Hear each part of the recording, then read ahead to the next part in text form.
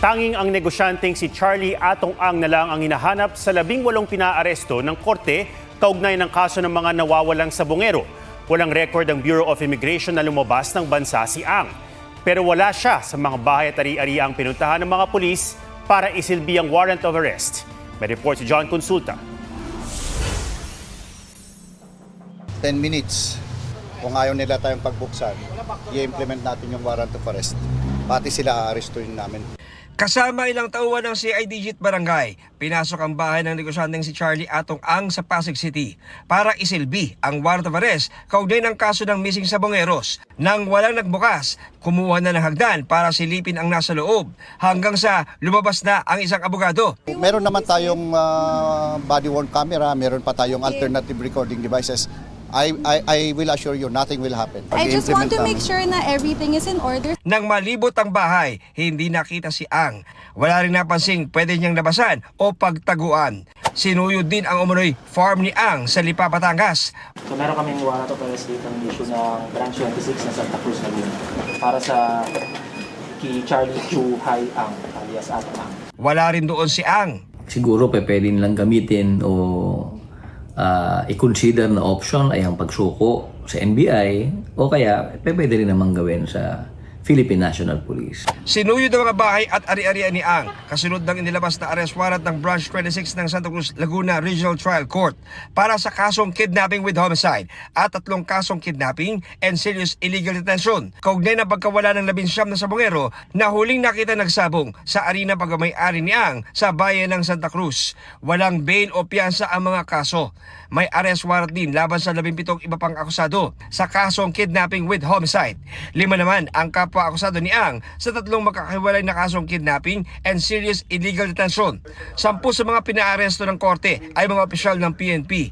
9 sa kanila ay dati nang hawak ng PNP at ngayon ay itinon over sa CIDG. Naaresto naman na ang 8 sibilyang co-accused ng mga security personnel at empleyado sa sabungan ni Ang. Sa ngayon, si Ang na lang ang hinahanap ng mga otoridad. Ayon sa DOJ, walang record ang Bureau of Immigration na lumabas ng bansa si Ang. Hihilingin daw ng Justice Department sa korte na maglabas ng hold departure order laban sa kanya. May iba pang mga kaso si Ang sa Branch 29 ng San Pablo City, Laguna RTC at sa Lipa City, Batangas RTC. Dahil walang naabutan sa mga bahay at ari-arian ni Ang sa Metro Manila, Calabar Zone at Palawan, I ask Mr. Atong Ang to peacefully surrender na lang. Anybody who will prevent us, we will be arresting you for obstruction of justice because there is a warrant of arrest and we will enforce it. Anybody who is on the way,